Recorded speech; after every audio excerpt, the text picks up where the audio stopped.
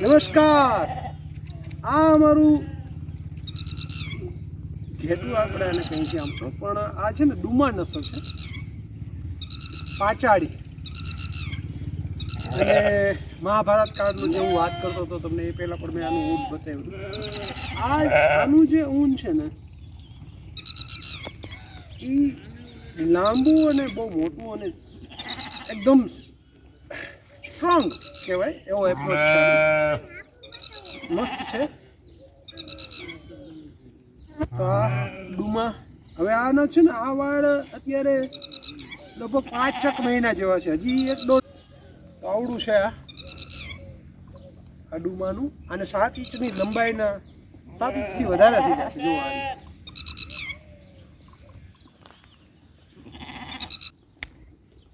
આ ડુમાનું છે નસલ, ડુમન નસલનું આ સીપ મીન્સ કે ઘેટું છે. એના વાળ પણ આવો નજીક આવો પડશે. આ જો એના વાળ, આ જથ્થો જે છે ને અને આની લંબાઈ છે ને બહુ સરસ છે,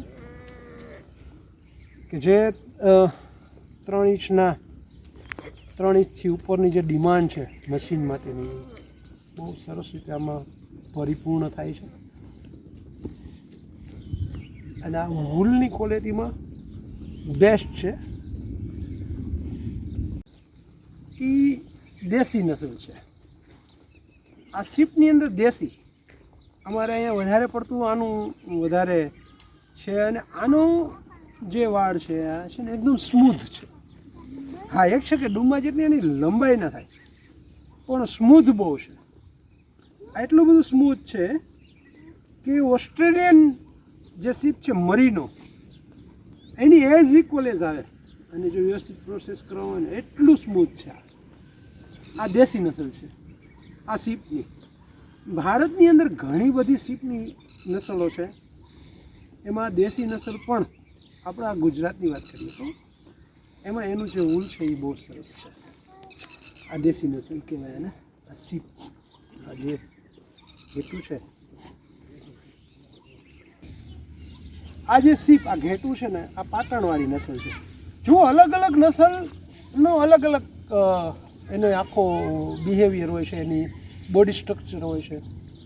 જેમ કે તમને ડુમા બતાવ્યું, પછી દેશી બતાવ્યું, અને આ પાટણવાળી.